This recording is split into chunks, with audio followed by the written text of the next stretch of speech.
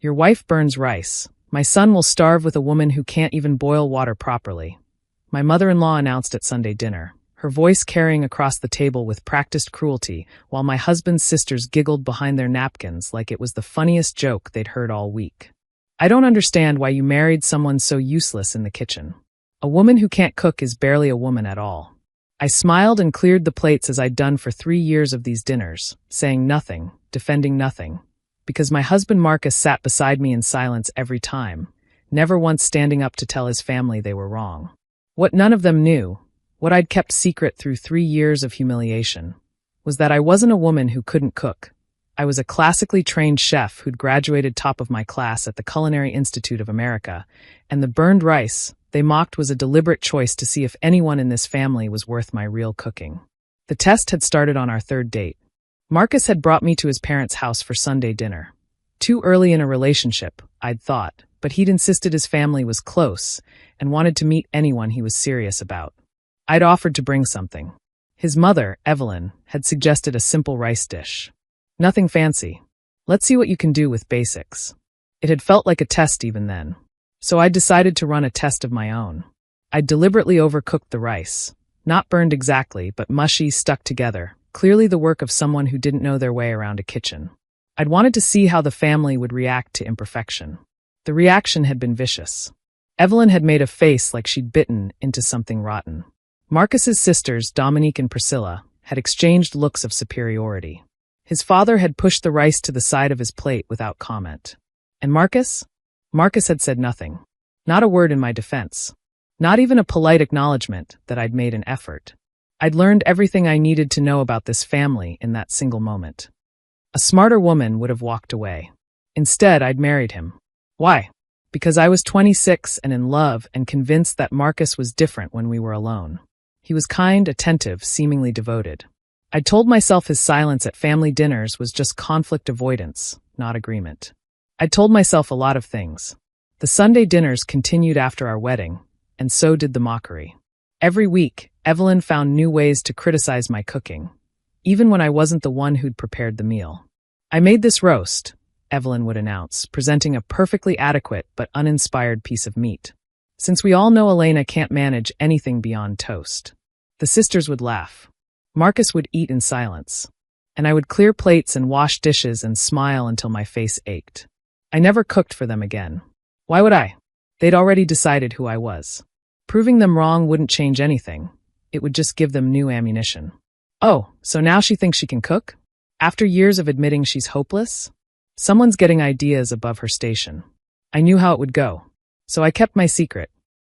The restaurant started as an escape. 2 years into my marriage, I'd taken a job as a sous chef at a small bistro downtown. Just to get out of the house, I'd told Marcus. He hadn't objected. He was traveling frequently for work by then, and I think he was relieved I'd found something to occupy my time. What I didn't tell him was that within 6 months, I'd been promoted to head chef. Within a year, the owner had offered me a partnership. Within 18 months, I'd bought him out entirely and renamed the restaurant. Orleans opened quietly without fanfare. I didn't advertise, didn't seek press coverage, didn't tell anyone in Marcus's family. The restaurant built its reputation through word of mouth. Diners who'd experienced something extraordinary and couldn't stop talking about it. My cooking was everything I'd never shown my in-laws. Refined, innovative, technically flawless. I drew on my classical training but pushed beyond it, creating dishes that honored tradition while reimagining what food could be. The tasting menu changed seasonally. Regulars came back monthly to see what I'd created. The reviews started appearing in local publications.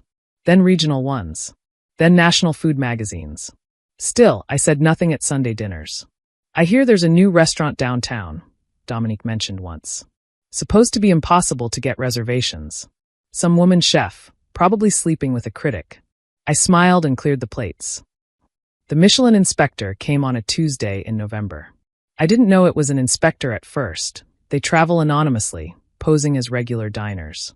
But something about the woman at table 7 caught my attention. The way she examined each course, the notes she typed into her phone, the systematic approach to tasting every element. I cooked for her as I cooked for everyone, with total commitment, absolute precision, and the love I'd never been allowed to show my husband's family. When she left, She asked to speak with the chef. I came out of the kitchen, still in my whites, suddenly nervous in a way I hadn't been in years. This was extraordinary, she said simply. Truly extraordinary. 3 months later, the Michelin Guide announced the city's first 3-star restaurant. It was mine. The Times coverage was extensive. A full-page feature in the food section, with photographs of me in my kitchen, descriptions of signature dishes, the story of how a small downtown restaurant had achieved the culinary world's highest honor. I hadn't told Marcus. I hadn't told anyone in his family. I'd compartmentalized so completely that my 2 lives never touched. The silent wife who couldn't cook and the celebrated chef who'd just made history.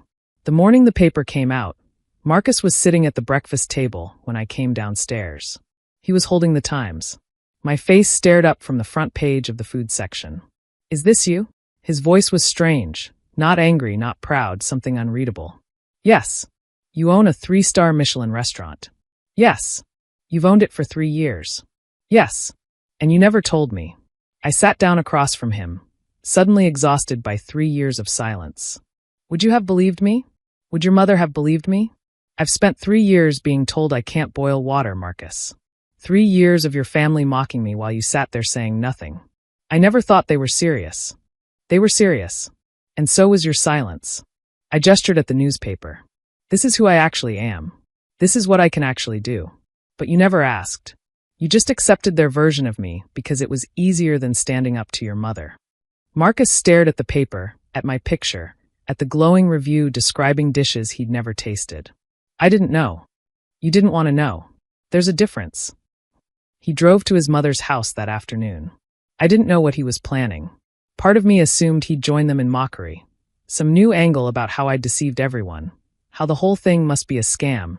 How a woman who burned rice couldn't possibly be a real chef. Instead, he showed them the Times. I know this because Evelyn called me 3 hours later, her voice shaking with something I'd never heard before, uncertainty. "Is this true? This restaurant, it's really yours. It's really mine. But you, all those dinners, you never. I never cooked for you after that first time. You'd already decided who I was. I didn't see the point in arguing.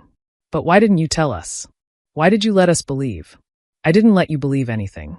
You chose to believe I was incompetent because it made you feel superior. You never once asked about my background, my training, my interests. You just decided I wasn't good enough for your son and spent 3 years confirming that belief. Marcus is very upset. Marcus has been silent at every dinner while you mocked me. He's allowed his mother to humiliate his wife for 3 years without saying a word. His being upset now doesn't erase that. He wants to talk to you. Then he knows where I live." Marcus came home that night looking like a man who'd been through a war. "I told them," he said. "I told them they'd been cruel and wrong, and that I'd been a coward for not stopping it." "What did they say?" My mother cried. She said she was just having fun and never meant any harm. My sisters said they were just following Mom's lead. He sat down heavily. "They want to come to the restaurant. To see for themselves." "No. Elena. Your family spent 3 years telling me I was worthless. They don't get to waltz into my restaurant now that I'm famous and pretend none of it happened. They want to apologize. Do they? Or do they want to be seen at the city's hottest reservation? There's a 3-month waiting list, Marcus. Suddenly your mother wants to experience my cooking." He was quiet for a long moment. "What about me? What about you? I've never eaten your food. In 3 years of marriage, I've never tasted what you can really do." His voice cracked. "You hid this whole part of yourself from me.